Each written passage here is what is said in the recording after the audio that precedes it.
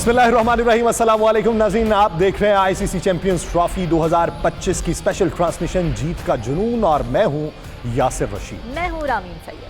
नाज़रीन, रात का अंधेरा कराची के नेशनल स्टेडियम पर जैसे छा रहा था, वहीं पे मैदान में चमकते फ्लड लाइट्स के नीचे एक ख्वाब जन्म ले रहा था। पाकिस्तान की सरजमीन पर चैंपियंस ट्रॉफी का पहला मार्का। हजारों शायकीन की नजरें अपनी टीम पर जमी थीं, हर दिल में उम्मीद की किरण थी, हर जबान पर एक दुआ थी, हर आंख में वही ख्वाब कि आज पाकिस्तान अपने होम ग्राउंड पे तारीख रकम करेगा। मगर क्रिकेट में तकदीर हमेशा ख्वाबों की ताबीर नहीं बनती। जी हाँ, मोहम्मद रिजवान जो इस बड़े टूर्नामेंट में पहली बार कैप्टनसी कर रहे थे, पूरा एतमाद कदमों से टॉस के लिए मैदान में उतरे, फिर टॉस हुआ, सिक्का फ़ज़ा में बुलंद हुआ, ज़मीन पर गिरा और किस्मत ने पाकिस्तान के हक़ में एक फ़ैसला सुनाया। एक लम्हे के लिए स्टेडियम में जोश की लहर दौड़ी, पाकिस्तान ने टॉस जीत लिया। रिजवान ने बगैर किसी हिचकिचाहट की फील्डिंग का इंतखाब किया, क्योंकि ज़ाहिर चेज़ में हमेशा ग्रीन शर्ट्स बड़ा ही स्ट्रेंथनिंग नज़र आता है। मगर शायद किस्मत किसी और कहानी का आगाज़ लिख चुकी थी। फिर होता क्या है, होता ये है यासिर की न्यूजीलैंड की इनिंग शुरू हुई, फिर सामने थे डेवन कॉनवे और विल यंग, और दूसरी तरफ गेंद थामे खड़े थे नसीम शाह। पहले ही ओवर में गेंद सीम हो रही थी, हवा में स्विंग थी और ऐसा लगा जैसे ये पाकिस्तानी पेसर्स का दिन होगा, और हुआ भी कुछ ऐसा ही। अबरार अहमद ने कॉनवे को सिर्फ 10 रन पर बोल्ड कर दिया था। नेशनल स्टेडियम में एक लम्हे के लिए खामोशी छा गई थी, फिर एक ज़बरदस्त शोर उठा जैसे पूरा कराची झूम उठा हो। मगर ये खुशी ज़्यादा देर तक टिक ना सकी यासिर। क्योंकि क्या हुआ, विकेट की दूसरी जानिब विल यंग और टॉम लैथम की कहानी शुरू हो चुकी थी। कहानी ऐसी हुई, ये दोनों बैटर्स जैसे किसी और ही दुनिया से आए हो। जहां पाकिस्तान के बॉलर स्विंग और स्पिन में मदद ढूंढ रहे थे, वहीं ये दोनों बैटर्स हर गेंद को आसानी से खेलते जा रहे थे। विल यंग ने पहले निस्फ सेंचुरी मुकम्मल की, फिर उसका बल्ला और ज्यादा खतरनाक हुआ। नसीम शाह और हारिस रऊफ ने पूरी कोशिश की कि उसे रोक सकें, मगर वो 107 रन बनाकर ही रुका, वो भी तब जब उसका काम मुकम्मल हो चुका था। लेकिन असल तबाही तो टॉम लैथम ने मचाई। 118 रन की नाकाबिले शिकस्त इनिंग्स, 10 शानदार चौके, 3 फलकबाज छक्के, जैसे कोई बैटर नहीं बल्कि एक मौसीकार जो है अपनी धुन के ऊपर गेंदों को नचवा रहा हो। जब न्यूजीलैंड ने 320 रन का पहाड़ खड़ा किया तो पाकिस्तानी ड्रेसिंग रूम में चेहरों पे संजीदगी छा गई थी। मगर सब जानते थे कि पाकिस्तान के पास भी बड़े बैटर्स हैं और अगर कोई टीम हदफ का ताक़ुब कर सकती है वो ये थी। मगर क्या वाकई ऐसा था यासर? क्योंकि हमने मैदान में क्या देखा, मैदान में वही हुआ जिसका किसी ने तसव्वुर भी नहीं किया था। Unimaginable things happened. पाकिस्तान की इनिंग्स का आगाज़ हुआ और पहले ही पावर प्ले में पाकिस्तानी टीम की किस्मत ने पलटा खा लिया। पहले सऊद शकील सिर्फ 6 रन पर चलते बने, फिर मोहम्मद रिजवान आए जो उस दिन ना सिर्फ कप्तान थे बल्कि पूरी कौम की उम्मीद भी थे, वो भी 3 रन बनाकर पवेलियन लौट गए। तो एक लम्हे के लिए स्टेडियम पर ऐसी खामोशी छा गई जैसे वक्त रुक गया हो। बड़े अफसोसनाक मनाजिर देखे। फ़खर जमान फिर आए जिन्हें पाकिस्तान की बैटिंग का सबसे खतरनाक हथियार समझा जा रहा था, वो भी ज़्यादा देर क्रीज पर ना ठहर सके। और जब बाबर आजम की विकेट गिरी तो फिर ये वाज़े हो चुका था कि ये ख्वाब बिखरने जा रहा है। 64 रन की सुस्त इनिंग्स के बावजूद बाबर वो मोमेंटम ना दे सके जिसकी ज़रूरत थी। 90 गेंदें वो खेल गए यासिर, ऐसा लग रहा था कि सेंचुरी होने वाली थी। 10 गेंदें बाकी थी। एग्जैक्टली। खुशदिल शाह ने आखिर में कुछ उम्मीद दिलाई थी, एक जबरदस्त 69 रन की इनिंग, मगर वो भी अकेले कश्ती को तूफान से ना निकाल सके।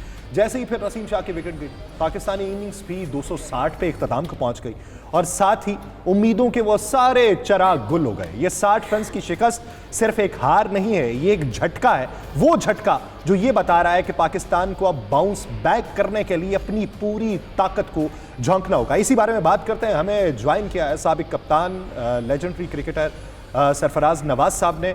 सरफराज नवाज साहब, बहुत शुक्रिया आपके वक्त। आप भारत से हमारे साथ जुड़े हैं चंद्रशेखर लुथरा जी। चंद्रशेखर लुथरा जी नमस्ते, बहुत शुक्रिया आपने वक्त दिया पाकिस्तानी टेलीविजन को। हस्बे साबिक हमने बहुत सारी बातें की थी एशिया कप में भी, और अब भी बातें करेंगे। दिल के फफोले तो हमारे जले हुए हैं अपने ही सीने के दाग से, तो इस ज़िमन में बात करेंगे। आज आपके मैच पे बात बाद में की जाएगी, पहले पाकिस्तानी टीम की कारकर्दगी पे हमने बात करनी है। सरफराज नवाज साहब, कैसा रहा कल का दिन? कितनी बार हचकोले खाया आपका सांस, और कितनी बार आपको ये लगा कि नहीं पाकिस्तानी टीम कर सकती है?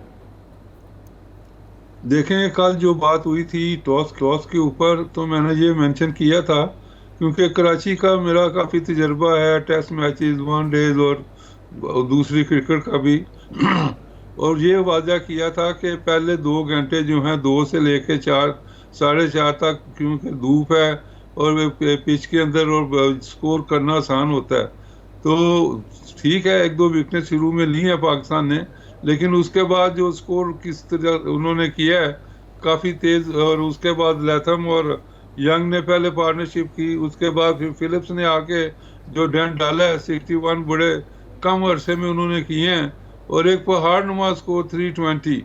और उसके बाद देखें कि जो पाकिस्तान का एक सेटबैक हो गया, Fakhar he was unfit on the field, तो उसको अब आप देखें नंबर 4 भेजने की ज़रूरत क्या थी।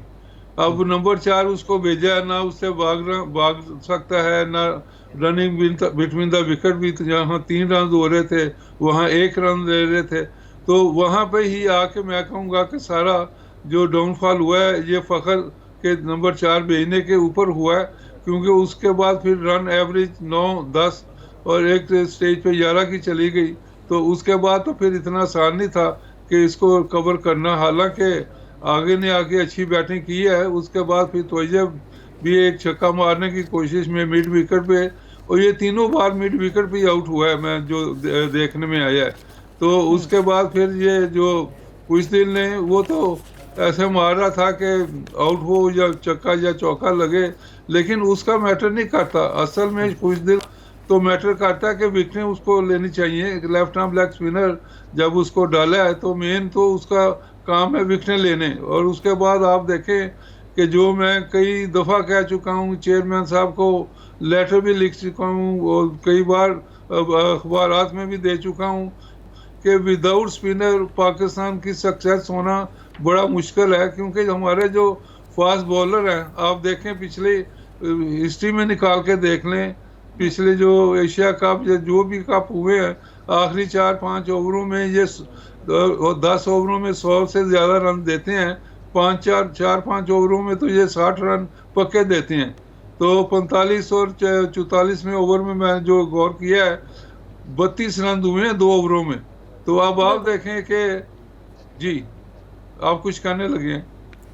अच्छा, ये बड़ी इंपॉर्टेंट ज़ाहिर है आपने बातें की और बड़ा डिसअपॉइंटिंग था हमारे लिए तो ये देखना। चंद्रशेखर साहब, थोड़ी सी पाकिस्तान की बॉलिंग पर भी आपका ज़रा तज्जिया जान लेते हैं। अब बॉलिंग में हम एक कंसिस्टेंट पैटर्न देख रहे हैं पाकिस्तान की। हम देखते हैं कि शुरू के ओवर्स में विकटें ले ली जाती हैं। कल भी हुआ ये कि 73 रन तक 3 विकटें गिर चुकी थी, which was a good start for Pakistan, और यही नज़र आ रहा था कि शायद विकटें जल्दी गिर जाएँ, हम लिमिट कर लें। मगर वही पैटर्न रिपीट हुआ कि 3 विकटें गिरने के बाद कोई विकेट आई नहीं, इतना लंबा गैप आ जाता है उसके बाद। और हम ये देखते हैं कि कंसिस्टेंट एक और पैटर्न के लास्ट 10 ओवर्स में सही फेंटी लग रही है पाकिस्तान को। जो लास्ट मैच हुआ कल का, वो इसमें 113 रन आखिरी 10 ओवर में पड़ गया। उससे जो पहला मैच था उसमें 123 रन लास्ट 10 ओवर्स में पड़ गया। तो what is going wrong in the last 10 overs of Pakistan? देखिए सरफराज भाई बिल्कुल ठीक कह रहे थे कि आपको अपने जो स्ट्रेंथ है वो आपको स्पिनर्स ही बचा सकते हैं लास्ट में। आपके जो पेस बॉलर्स हैं, अगर देखें पिछले 2 साल में मुझे लगता है कि शाहीन शाह अफरीदी की बॉल थोड़ी कम हो गई है, उनकी स्पीड भी कम हुई है, उनकी वो जो निप निकलता था, उनका जो स्विंग वो करते थे लेट, वो सब नहीं दिख रही है। या तो इंजरी इश्यूज थे, अब तो फिट लग रहे हैं, अभी भी उतना अच्छा वो निपने उनकी बॉल में नहीं दिख रहा है। और दूसरा राउफ आपको भी मालूम है कि इंजरी के बाद आए हैं, वो उस तरह की बॉल उनकी भी नहीं दिखी। तो आपके जो स्पिनर्स है वो कहीं ना कहीं कंट्रीब्यूट नहीं कर पाए, और प्रॉब्लम शायद मुझे लगता है यही हुई। और दूसरी चीज, जब अगर आप इस न्यूजीलैंड टीम को देखते हैं तो भारत में आके इन्होंने व्हाइट वॉश किया था, हमें इतनी बुरी तरह से पटकनी दी थी कि आपको समझना चाहिए था कि ये one of the best teams है टूर्नामेंट की। इनफैक्ट अगर आप मुझसे कहें तो फेवरेट अगर कोई मेरा है वो न्यूजीलैंड की टीम है। तो जब आप न्यूजीलैंड के अगेंस्ट खेल रहे हो, उनकी एक अच्छी सेंटर बहुत ही कमाल की स्पिन हमारी पिचेस पे करके गए हैं, ब्रेसवेल अच्छा करके गए हैं, तो उनको अगर स्टडी किया होता तो आप पहले शायद बैटिंग करते बजाय कि आप चेस करने जाते। तो गलती कहीं दोनों जगह पर हुई है। बाकी तो मैं कहूंगा कि बहुत अच्छा आपका स्टेडियम देखने को मिला, जिसके बारे में बात हो रही थी नहीं खेल पाएंगे, ऐसा होगा वैसा होगा, कमाल का कल स्टेडियम उभर के आया। सो आप सबको मैं तो कहूंगा कि मुबारक हो इस बात की। चंद्रशेखर जी, खैर मुबारक इस बात की, लेकिन मुबारकबादी में हमारे वो जो जज्बात मरे हैं ना, वो जो डोले हैं कल से, उस पे काफी हमें अंदरूनी तौर पे तशवीश लाग हुई नमक ही लग रहा है ज़ुबान में ना। मैंने कहा ना, आपको दुखी नहीं होना चाहिए क्योंकि आप बेस्ट टीम से आ रहे हो। इस टूर्नामेंट की बेस्ट टीम न्यूजीलैंड है, तो आपके लिए झटका तो है, लेकिन ये वेकअप कॉल भी है कि आप जो भी मैचेस आप खेलोगे इससे कम टीमों के साथ खेलोगे। तो इसलिए मुझे लगता है पहला मैच हारना शायद वो ज्यादा अच्छा झटका हो बजाय उसके कि बाद में किसी और को हारना। क्या आप इम्प्रोवाइजेशन कर सकते हैं? सरफराज साहब से तरह जान लेते हैं। सरफराज साहब, आपको क्या लगता है कि ज़ाहिर डॉट बॉल्स, एक तो बाबर आजम की, I want to discuss it सबसे ज़्यादा, मुझे बहुत ज़्यादा इस बारे में ज़ोर से बात करनी है कि बाबर आजम ने रन उनका देखे तो जी अच्छा 64 रन के लिए ज़बरदस्त, जी क्या बात है, लेकिन 90 बॉल्स पे डॉट बॉल्स इतनी ज़्यादा चली गई, हमने 27 ओवर डॉट बॉल्स किए हैं, ये क्या हो रहा था कल? ये देखें कि इस तरह की चीज़ें तो पहले भी देखने में आई हैं, क्योंकि बाबर आजम का तो आपको पता ही है कि वो बैट पैच में जा रहा था और उसकी वांटेड टू स्कोर रन्स, और वो उस तरह की शॉट नहीं खेलना चाह रहा था कि ओवर द टॉप मार के छक्का या चौका लगाए। तो उसके बाद आप उसने तो स्कोर करना था और स्कोर किया उसने, और लेकिन इतना स्लो स्कोर किया है, और पार्टनरशिप जो इनकी और उसके साथ फिर फखर जमान की जो हुई है वहीं पे डॉट बॉल हुए ज़्यादा। तो उसके मैं कहूँगा कि ये जो फखर जमान को नंबर 4 फिर दोहराऊंगा कि नंबर 4 उसको भेजने की ज़रूरत क्या थी, इज अनफिट, और पता भी था कि running between the wicket slow हो जाएगी, और उस वक्त तो हमें तेज़ रनर चाहिए था और आगे को ऊपर भेजते, उसके बाद तो ये था, और फखर को एंड तक रखते, अगर ज़रूरत पड़ती तो क्राइसिस में इसको आप बैटिंग के लिए भेजते, लेकिन ऊपर उसको भेजना तो मैं कहूँगा वहीं से पाकिस्तान की बैटिंग का डाउनफॉल शुरू हो गया था। और उसमें आप देख लें कि जैसे फखर आउट हुआ है, वो तो ओवर द टॉप मार रहा था हर गेंद को, स्वीप इधर उधर, उसकी तो वो नेचुरल गेम थी नहीं, और वो ऐसे लग रहा था किसी मोमेंट में भी आउट होगा। तो एनीवे वो मामला तो अब खत्म हो गया है। अच्छा सरफराज साहब, जिस तरह आप फखर की बात कर रहे हैं, अब वो नंबर 4 पे भेजने पे सवालात उठाए जा रहे हैं, अब तो ना 1 2 3 4 5 कुछ भी नहीं रहा। फखर अगर टूर्नामेंट से ही बाहर निकल गए तो फिर इमाम का अगर चांस बनता है, तो फिर आप क्या देखते हैं कि फखर की रिप्लेसमेंट के तौर पे इमाम कैसा प्लेयर रहेगा? नहीं, मेरा ख्याल है फखर की जगह तो आपको स्पिनर एक लेके आना चाहिए, और स्पिनर जो आपका है ये अपना मैं कहूँगा ये दो जो एक नुमान और एक दूसरा स्पिनर जो स्पिनर एक है, इनको जी साजिद साजिद को जरूर आप लेके आए, और Sajid will be very effective on these pitches. और कल तो साजिद होता तो मेरा नहीं ख्याल कि ये न्यूजीलैंड इतना स्कोर करती। और उसके बाद आप देखें कि गेंद इतना टर्न हो रहा था, तो हालांकि खुश दिल इतना बॉलर है ही नहीं, उसका गेंद पे टर्न हो रहा था, लेकिन उसकी लाइन और लेंथ, और he is not a regular bowler. तो इसलिए मैं जो कल बात कर रहा था तीतर पटेल की, तो आपको स्पेशलाइज लोग चाहिए जो स्पेशलाइज हैं, और उनको आपको दोनों स्पिनर को लेना चाहिए था। देखें इन्हीं पिचों के ऊपर उन्होंने तबाही की है इंग्लैंड की पहले, और उसके बाद फिर जो वेस्ट इंडीज़ की जिस तरह उन्होंने विकेटें ली हैं, मैं ये कहूँगा कि वो सेट थे और उनकी टर्न भी अच्छी है, और उसके बाद लाइन और लेंथ भी अच्छी है, और वो कॉन्फिडेंट भी थे। उस वक्त भी मैंने चेयरमैन साहब को मैं एक लेटर लिखा था कि ये जो टर्निंग पिचें हैं वेस्ट इंडीज़ के खिलाफ बता रहे हैं, ये बिल्कुल मेरा नहीं ख्याल कि आपका ये अमला ठीक कर रहा है, बिकॉज ऑफ के बैट्समैन पाकिस्तान को कॉन्फिडेंस ही नहीं आ रहा। They are playing next in the trophy ODI में, तो वहाँ तो उनको कॉन्फिडेंस चाहिए कि बिग स्कोर करके एक कॉन्फिडेंस बिल्ड हो कि जी हम फॉर्म में आ गए। तो ये जो पिचें बनाई हैं वेस्ट इंडीज़ के खिलाफ, ये पाकिस्तान बैटिंग के लिए भी डिजास्टर आपने किया है। तो कल तो ऐसे ही लगा ना, कल तो ऐसे ही लगा कि पिच जो है वो दोनों इनिंग्स में बदल गई। पहली इनिंग्स में न्यूजीलैंड के हाथ में यानी बैटिंग पिच बन गई, और दूसरी इनिंग्स में वो बॉलिंग पिच बन गई। चंद्रशेखर साहब, ये जो हम डॉट बॉल्स की भी बात कर रहे हैं, अब यहाँ पे मेरा तो ये सवाल ये है कि जो डॉट बॉल्स हमने खेली हैं उसमें हम न्यूजीलैंड के बॉलर्स का ज़्यादा कमाल है कि देवर बॉलिंग सो गुड कि हमसे खेला ही नहीं जा रहा था। यहाँ पे ये हमें ही क्रेडिट लेना पड़ेगा, हमारी बैट्समैन को क्रेडिट लेना पड़ेगा, इतनी डॉट बॉल्स खेलने का, 320 रन चेस में। देखिए, पहली बात, अगर आपकी टीम में इंजरी इश्यूज है, अगर आपकी टीम में जो जितने भी प्लेयर खेल रहे हैं अगर वो 100% फिट नहीं है, तो आपको समझना पड़ेगा कि आपको बोर्ड पे स्कोर लगाना पड़ेगा। आप चेस करने के लिए बिल्कुल, अगर आप बिल्कुल 100% फिट हैं या आपकी बैटिंग बॉलिंग हर तरह से ठीक चल रही है, तभी चेस के जाइए।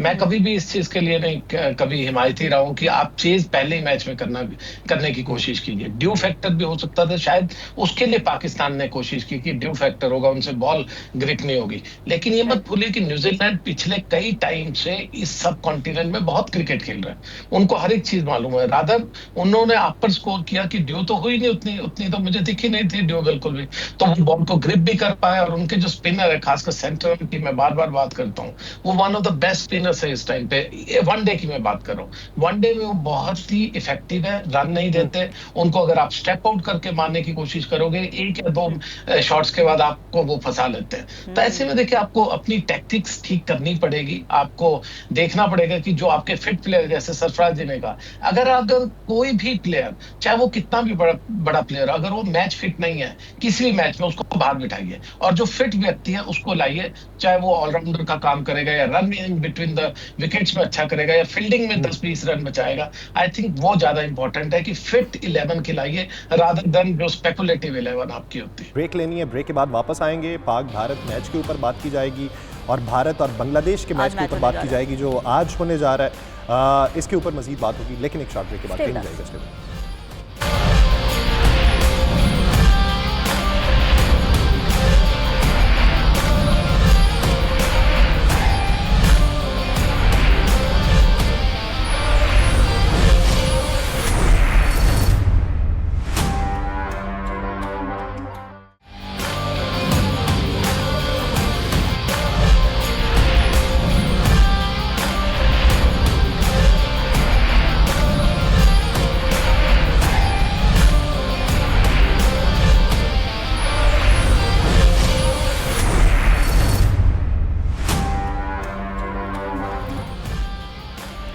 वेलकम बैक नाज़रीन, आज के मैच की बात करेंगे जिसका टॉस कुछ ही देर बाद होने वाला है और ये हाइब्रिड मॉडल का एक मैच है कि जिसमें मेज़बान जो पाकिस्तान है, लेकिन ये पाकिस्तान में मैच नहीं हो रहा, ये दुबई इंटरनेशनल स्टेडियम के अंदर मैच हो रहा है और आज मैच है बांग्लादेश और भारत के माबैन। चंद्रशेखर जी से बात करते हैं। चंद्रशेखर जी, क्या समझते हैं कि आज के मैच में अगर पास्ट हिस्ट्री देखी जाए दुबई स्टेडियम की, 217 एवरेज वहाँ पे स्कोर होता है और अगर हाईएस्ट स्कोर देखा जाए तो 355 रहा जो इंग्लैंड ने पाकिस्तान के खिलाफ किया था और लोएस्ट देखें तो 91 रहा जो मुत्तहिदा अरब अमारात की जानिब से ही वहाँ पे खेला गया था। लेकिन 191 जो है वो सेकंड इनिंग का एवरेज स्कोर है। आज के मैच में आप टॉस फैक्टर कितना अहम समझते हैं? देखिए, टॉस फैक्टर बिल्कुल रहेगा क्योंकि भारतीय, अगर आप इंडियन बैटिंग की बात करें, बहुत फ्रेजाइल है इस वक्त पे। हमारे कप्तान बहुत अच्छी फॉर्म में नहीं है, अभी रिसेंटली एक सैकड़ा मारा है, लेकिन वो बहुत वक्त के बाद और एक ऐसे बॉलिंग अटैक के अगेंस्ट मारा था जो बहुत अच्छा उस दिन नहीं कर रहा था। विराट कोहली स्ट्रगल कर रहे हैं। विराट कोहली, इनफैक्ट कई लोग तो ये भी कहते हैं टीम में जगह नहीं है, कि श्रेयस अय्यर ज्यादा अच्छा खेल रहे हैं, केएल राहुल अच्छा कर रहे हैं। और दूसरा, जो एक कोच की हमारी प्रॉब्लम चल रही है, कोच और कप्तान में जो तालमेल है वो कोई बहुत अच्छा नहीं है। हमारे सिलेक्टर्स कहते हैं कि नंबर 1 विकेट कीपर हमारे पंत है, ऋषभ पंत। हमारे कोच उसी को अंदर लेकर के कहते हैं कि नहीं, हमारे नंबर 1 विकेट कीपर खेलने में केएल राहुल है। तो ये बहुत बड़ा एक कॉन्फ्लिक्ट चल रहा है इनमें। और हमारे कोच बहुत एक मोटी है, एक पॉलिटिकल पार्टी को बिलोंग करते हैं, मेंबर ऑफ पार्लियामेंट थे, तो वो अपने सामने किसी को समझ नहीं रहे। तो टीम में बहुत कुछ अच्छा नहीं चल रहा है और ये एक ऐसा टाइम चल रहा है टीम के लिए जहां रोहित और खासकर विराट कोहली अगर ये अच्छा ना किया और टूर्नामेंट नहीं जिताए तो आपको इनकी रिटायरमेंट्स देखने को मिल सकती है। तो ये एक प्रॉब्लमैटिक चीज है। और दूसरा, स्पिनर्स 5 हम ले गए हैं हमारे पास, क्योंकि बुमराह जो वर्ल्ड के नंबर 1 पेसर है वो तो है नहीं, तो अब उसको कॉम्पनसेट करने के लिए 5 स्पिनर्स को ले गए हैं। कितने खिलाओगे? अगर 3 खिलाओगे तो स्पिनर तो एक ही है हमारे पास, कुलदीप यादव। बाकी के स्पिनर तो पार्ट टाइमर है, वो तो थोड़ी बैटिंग करते हैं, थोड़ी फील्डिंग करते हैं। तो ये जो एक बॉलिंग अटैक का भी मसला है, तो आपको मुझे लगता है कि चेज ना करने की वजह, चेज ना करें, पहले जाएं, बड़ा स्कोर लगाएं और बड़े स्कोर के प्रेशर में दूसरी टीम धराशायी हो जाए। लेकिन आज का मैच उतना टफ शायद मुझे नहीं दिखता, क्योंकि बांग्लादेश में हमारा एज काफी ज्यादा है और वो थोड़ा सा एक उनके लिए सिचुएशन डिफिकल्ट रहेगी। ठीक है सरफराज साहब, आपको क्या लगता है इस वक्त इंडिया की वीकनेस क्या है, स्ट्रेंथ क्या है? ज़ाहिर है बुमराह नहीं है तो ये तो बहुत बड़ी वीकनेस है, उनकी जगह पे अगर स्पिनर्स लेकर जा रहे हैं 5 स्पिनर्स जैसे कि शेखर साहब ने बताया, तो क्या वो वाकई कंपनसेट कर पाएगा बुमराह को? और आपके ख्याल में पहले क्या करना चाहिए अगर वो टॉस जीत जाते हैं, फील्डिंग या बैटिंग? देखें, सबसे पहले तो ये देखना होगा कि पिच कैसी है, टर्निंग पिच है और या ग्रास तो होना मुश्किल है, क्योंकि जे शाह साहब इंचार्ज हैं आईसीसी के और उनके कंट्रोल में हैं क्यूरेटर वगैरह जो भी पिचें तैयार करते हैं।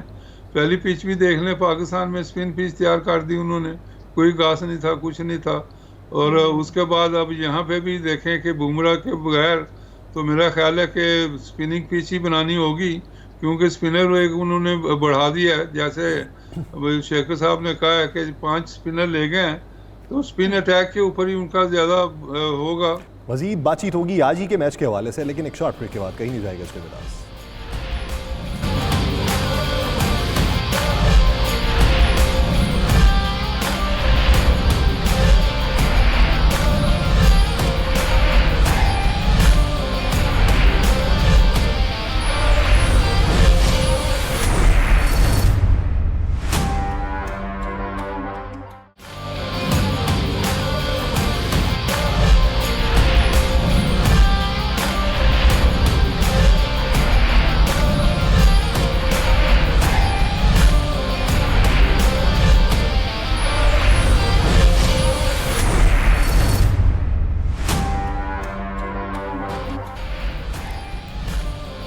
Welcome back to 92 news special transmission. Champions trophy पर जीत का जुनून और जीत का जुनून लिए ही टीम्स उतर रही हैं मैदान में। अब से कुछ देर पहले टॉस हुआ है बांग्लादेश और इंडिया के मैच के हवाले से, और बांग्लादेश ने टॉस जीत कर बैटिंग का फैसला किया। सरफराज साहब मौजूद हैं, उनसे ज़रा जान लेते हैं कि कितना अच्छा ये फैसला है। सरफराज साहब, क्या बांग्लादेश ज़ाहिर उसने ये फैसला तो कर लिया, बैटिंग का फैसला, ये फैसला ठीक है या नहीं, और कितना बड़ा हदफ देने के काबिल है बांग्लादेश टीम इंडिया के खिलाफ? देखें, बांग्लादेश ने जो टॉस जीत के पहले बैटिंग का फैसला किया है, मेरा ख्याल है कि जो पिच है वो टर्निंग पिच होगी वहाँ पे, इसलिए उन्होंने पहले यूज़ करना है बैट्समैनों के लिए, ताकि बाद में ज़्यादा गेंद टर्न ना ज़्यादा होना शुरू हो जाए। और उसके बाद फिर ये भी उनका ख्याल था कि इंडिया ने अगर पहले बैटिंग करके, जैसे उनकी बैटिंग लाइनअप है, एक बहुत बड़ा स्कोर बोर्ड पे ना लगा दें, जिसके बाद वो बांग्लादेश अंडर प्रेशर आ जाए, तो ये भी एक चीज़ थी। तो लेकिन यही देखते हुए मेरा ख्याल है कि जो बांग्लादेश के पास बॉलिंग तो बड़ी बैलेंस है, उनके पास स्पिनर भी हैं, उनके पास तेज बॉलर भी है, तो इसलिए उन्होंने चांस लिया कि बाद में जो हमारी बैटिंग से बॉलिंग ज़्यादा बेहतर है उसको बाद में एक्सपोज किया जाए। तो ये मैं कहूँगा कि गुड डिसीजन जी। अच्छा सरफराज साहब, अगर पास हिस्ट्री देखें इस क्रिकेट स्टेडियम की, जैसा कि आप पहले तज़किरा कर रहे थे, वो तो आईसीसी के क्यूरेटर हैं जिन्होंने वो पिच बनानी है। अब उसकी कंडीशन क्या निकलती है तो पहली बॉल ही वाजे कर देगी। लेकिन पास हिस्ट्री में देखा जाए तो पेसर्स ने यहाँ पे ज़्यादा विकेट्स लिए हैं, यानी 58% उन्होंने विकेट्स लिए हैं और 41% के करीब स्पिनर्स को विकेटें हासिल हुई हैं। तो अगर उनकी बॉलिंग कॉम्बिनेशन देखें भारत का, और बातें वो जैसे चंद्रशेखर जी पहले कर रहे थे कि स्पिनर्स ज़्यादा लेके गए पेसर्स की बजाय, तो उनको एज होगा या नुकसान होगा फिर उसका?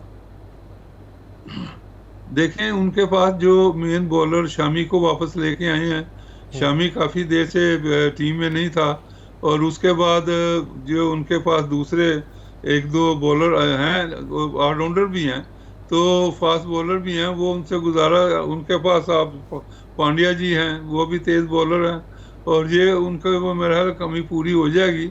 उसके बाद जो देखने में आएगा कि क्यूरेटर को इंस्ट्रक्शन क्या होंगी ये आईसीसी के चीफ की तरफ से, जो उसके मशवरे से एक स्पिनर ज़्यादा बढ़ाया उन्होंने, वरना तो मेरा ख्याल है कि फास्ट बॉलर से तो फास्ट बॉलर ही आप चेंज करेंगे। लेकिन यही देखते हुए मेरा ख्याल है कि पिच काफ़ी स्पिन होगी, और उसमें इंडिया का जो ऑलराउंडर स्पिनर हैं ज़्यादा, और वो मैच विनर भी हैं, जडेजा है उनका, उसके बाद फिर पटेल है, इस सुंदर है, ये सारे आपके और नए उनके एक स्पिनर आए हैं। तो ये मेरा ख्याल है कि इंडिया को काफ़ी फ़ायदा होगा इसका स्पिन पिच के ऊपर। सर वो प्लेइंग 11 जो अनाउंस हुई है, इससे पहले कि रामीन आपकी तरफ आए सवाल के लिए, मैं वो बता दूं कि जो भारत की प्लेइंग 11 है, रोहित शर्मा है, शुभमन गिल हैं, विराट कोहली हैं, श्रेयस आयर हैं, असर पटेल हैं, केएल राहुल हैं, हार्दिक पांड्या हैं, रविंद्र जडेजा हैं, हर्षित राणा है, मोहम्मद शामी है, और कुलदीप यादव इस प्लेइंग 11 का हिस्सा है। 4 जो बेंच पे बैठे हुए हैं उसमें अर्शदीप सिंह को नहीं खिलाया, ऋषभ पंत को नहीं खिलाया, वरुण चक्रवर्ती को नहीं खिलाया और वाशिंगटन सुंदर इसमें मौजूद नहीं है। और अगर बात करें बांग्लादेश की तो बांग्लादेश में तंजीद हसन, सोमिया सरकार, नजमुल हुसैन शांतो, तौहीद हेरोदे और मुशफिकुर रहीम, मेहदी हसन मेराज, जाकिर अली और इसके अलावा अरशद हुसैन, तंजीम हसन शकीब, तस्कीन अहमद, मुस्तफ़ीज़ुर रहमान जो है ये प्लेइंग 11 का हिस्सा है। महमूदुल्लाह, नाहिद राना और नसूम अहमद और परवेज़ हुसैन ईमान ये टीम का हिस्सा नहीं है। तो प्लेइंग 11 के हवाले से भी कप्तान जी ज़रा बता दें कि किस हद तक बैलेंस टीम है।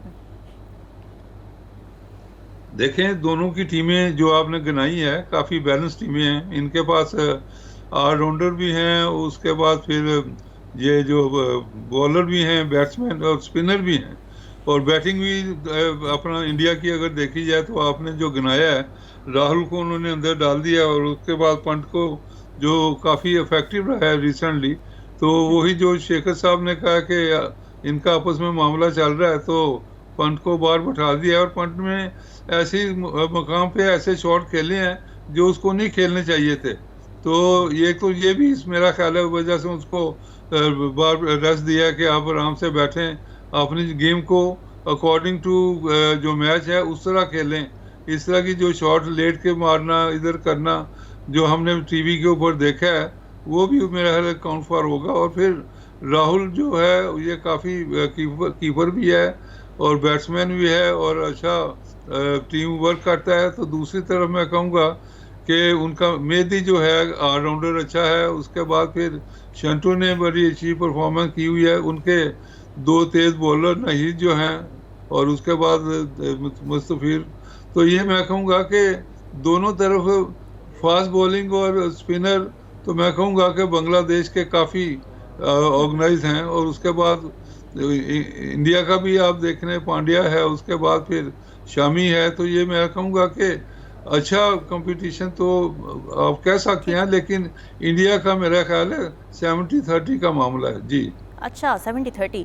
अच्छा सरफराज साहब, अब ज़ाहिर है वेन्यू शिफ्ट भी हो रहा है। अब पाकिस्तान में भी जो अगला मैच खेलना है इंडिया के ख़िलाफ़ वो संडे को दुबई में खेलना है। तो आपको लगता है कि इंडिया तो आज ज़ाहिर है वहाँ पे एक मैच खेल चुका होगा, पाकिस्तान का वहाँ पे पहला मैच होगा, तो आपको लगता है कि कोई चैलेंज हो सकता है पाकिस्तान के लिए वेन्यू शिफ्ट होने का? और जैसे कि आप कह रहे हैं कि स्पिनर्स की वहाँ पर ज़्यादा ज़रूरत है, हाँ, तो पाकिस्तान में जैसे हमें कराची में कोई चैलेंज नहीं, जैसे हमें कराची में तो कोई चैलेंज नहीं था, सही बात है।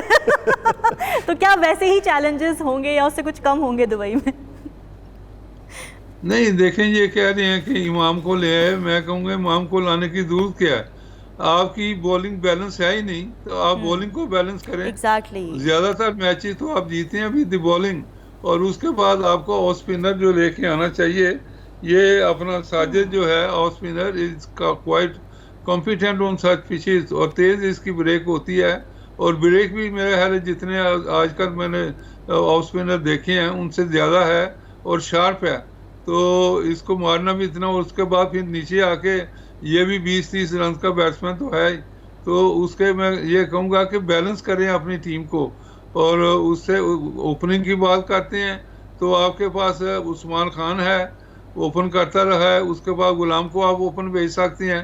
तो ये मैं कहूँगा कि इस तरह की जो चीज़ें हैं ये इनको बैलेंस करना बड़ा ज़रूरी है कि टीम का बैलेंस कहाँ होता है। ये ऐसे बातें करनी इमाम को ले आए, फलाने को ले आए, तो ये मैं कहूँगा कि अभी तो एक ऑफ स्पिनर आपको बड़ा ज़रूरी है। वैसे तो left arm leg spinner Noman भी होना चाहिए था, बहरहाल उसके बाद सुफियान भी है, मिस्ट्री बॉलर। सिलेक्शन में इश्यूज हैं क्योंकि लाना किसको चाहिए, किसको रिप्लेस करना चाहिए, वो तो एक अलग चीज़ है, लेकिन जो एग्जिस्टिंग प्लेयर्स मौजूद हैं, जैसे अब हारिस रऊफ की बात कर ली जाए, उन्होंने 10 ओवर में 83 रन खाए हैं।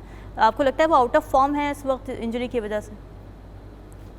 ये देखें, होता है कि बैट्समैन जो बॉलर है बाद दफ़ा ऑफलाइन हो जाता है और उसके बाद वो एक्स्ट्रा एफर्ट मारता है।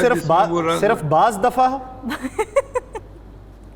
जी नहीं, बाज दफा सिर्फ बाज दफा सर, यहाँ पे तो लगातार हम ऑफलाइन ही रहे। मैं तो एक बॉलर की बात करता हूँ कि ये काफी देर के बाद आया है। सर आपकी बात कर रही हूँ, नसीम शाह के साथ भी यही हुआ है। जब से वो इंजर होकर आए हैं उसके बाद से हम देख रहे हैं कि परफॉर्मेंस उस तरह की कंसिस्टेंटली हमें नज़र नहीं आ रही है। तो क्या जब इंजर होता है एक प्लेयर, उसको वापस लाने के लिए स्ट्रैटेजाइज ठीक करना चाहिए? आपको लगता है यहाँ पर भी मसला रहा है पाकिस्तान का? देखें नसीम शाह की तो पेस भी थोड़ी कम हुई है, पहले 145 प्लस था वो, अब 137-40 के करीब वो बॉलिंग करता है।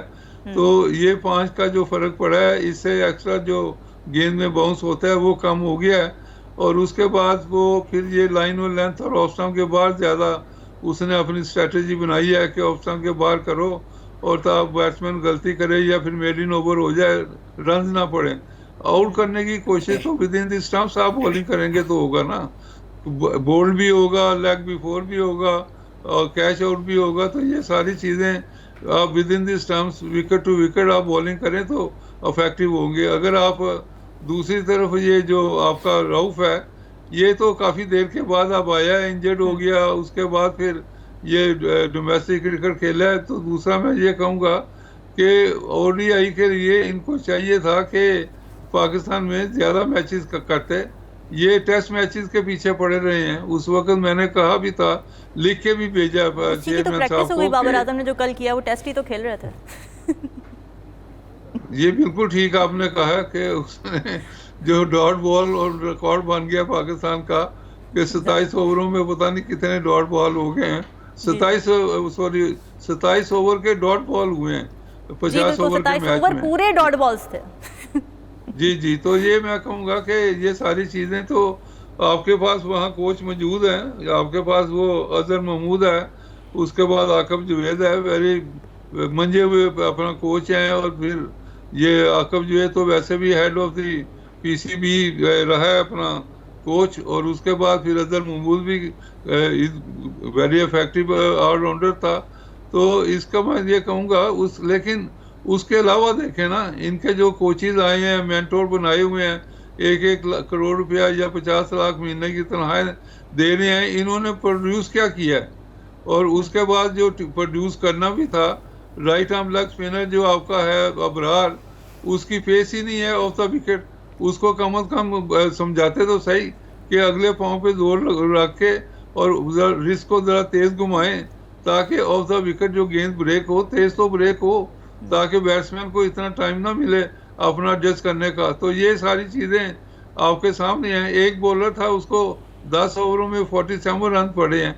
बाकी फास्ट बॉलर आप देख लें, किसी को 83 पड़ रहा है, 68, 63 पड़ रहे हैं। तो ये आपके सामने है कि स्पिनर कितना इफेक्टिव है। चले कप्तान जी, ये दास्तान तो चलती रहनी है, किरदार इसमें वही रहने हैं, बस रोजाना की बुनियाद पे कहानी का एंगल ही चेंज होता है। ये भी बड़ी इंपॉर्टेंट बात है कि किरदार भी वही क्यों है। हाँ, किरदार क्यों नहीं बदलते? सवाल इसी से रिलेटेड कप्तान जी एक सवाल है कि पाकिस्तानी टीम के किरदारों के बारे में आप बात कर रहे हैं, बांग्लादेश की अगर टीम को देखा जाए तो आप क्या समझते हैं कि उन्होंने नए किरदारों को किस हद तक शामिल किया, उन्हें किस हद तक ग्रूम किया है, और एक लंबा अरसा उनका जो बैड पैच रहा था और उसके बाद उन्होंने ओवरकम जो उस पर किया है, उसके पीछे का आर्ट आपको क्या नजर आता है?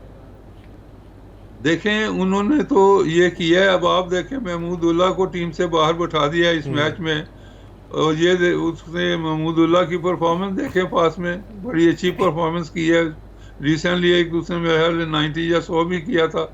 उसके अलावा उन्होंने जो अपना यंगस्टर को इन लेके आए हैं, और उसके बाद ये आपके सामने अब चीज़ें आ गई हैं ना कि यंगस्टर को उन्होंने ग्रूम किया है और टीम में लिया है और सीनियर को बाहर बिठाया है। तो ये एक वाज़ह चीज़ सामने नज़र आ गई है कि उन्होंने कॉन्फिडेंस शो किया है कि जो उन्होंने ग्रूम किए हुए हैं। और इंडिया जैसी टीम के ख़िलाफ़ जो उन्होंने ये जो यंगस्टर बीच में डाले हैं नए प्लेयर, तो इससे वाज़ह है कि उनका जो स्ट्रेटजी है फ्यूचर के लिए भी है। तो ये, लेकिन दूसरी तरफ देखें तो मैं कहूँगा कि ये जो उनके कोच हैं बांग्लादेश के और जो कैप्टन है शंटू, उन्होंने काफ़ी ये मैं कहूँगा बेहतरी उन्होंने किया है फ्यूचर के लिए भी और इन मैचेस के लिए भी। हालांकि ये जो चैम्पियन ट्रॉफी के मैचेस बड़े डू एंड डाई वाले मैचेस हैं, उसके बावजूद उन्होंने ये परवाह नहीं की। उन्होंने कहा जो हमने ग्रूम किया है उनको चांस देंगे, फ्यूचर का भी अभी से बनाते हैं, और इस मैचों में भी वो उनके जज्बा ज़्यादा होता है और जोश ज़्यादा होता है। जी। खुशदिल शाह के ऊपर बात हो रही है, ज़ाहिर है उससे पहले तो वो परफॉर्म भी नहीं कर रहे थे, लेकिन जब अब परफॉर्म किया, कल बड़ा अच्छा स्कोर उन्होंने किया 69 और बड़ी कम बॉलर पे किया। बॉलर की हैसियत से वो आए हैं, बैट्समैन की हैसियत से आए हैं, इनकी सिलेक्शन पे भी ज़रा बात करें। ये अपना खुशदिल की बात कर रहे हैं आप? जी जी, खुशदिल शाह। देखें, खुशदिल का तो मेन था कि ये ज्यादातर तो लेफ्ट आर्म लेग स्पिनर इसको लेके आए हैं, उसके बाद बीच में नंबर 7 पे जाके तो ये मतलब के सेमी ऑलराउंडर नुमा आप कह सकते हैं कि थोड़ा सा स्कोर करवा लेंगे। और मेनली तो बॉलिंग में उन्होंने उन्होंने अपना कोई बेस्ट विकेट स्कोर नहीं किया ली। वैसे बाय द वे। नहीं, बेस्ट स्कोर तो किया है, लेकिन उस वक्त तो आप देखें कोई उनका न्यूजीलैंड का आप देख लें, उनका तो कोई इंटरेस्ट नहीं रहा था, ये मारदार करता रहा है। और उन्होंने कहा कोई नहीं, इतना बड़ा स्कोर हमारा है, कर ले जो करना है। लेकिन वो एक जेन्युइन जो प्लेयर है उसकी बात करें तो उसमें मैं ये कहूँगा कि देखें टीम आपकी बैलेंस नहीं है। मैं ये कहूँगा कि जो जिससे स्कोर करवाना चाहिए था उन्होंने स्कोर नहीं किया। और इस तरह की जो चीज़ें देखने में आई हैं, मैं कहूँगा कि अब पाकिस्तान के लिए तो देखें, इंडिया के खिलाफ बड़ा टफ मैच आइंदा जो 23 तारीख को होना है, वो अगर पाकिस्तान जीतेगा तो फिर मेरा ख्याल है पाकिस्तान कंटेंशन में है। वरना तो मैं कहूँगा कि इनको फिर बोली बिस्तरा बंद ही करना पड़ेगा। जी, मुस्तकिल मिजाजी दिखाई जानी ज़रूरी है। नाज़रीन, ट्रांसमिशन का वक्त ख़त्म हो जाता है, आपसे मुलाकात होगी कल।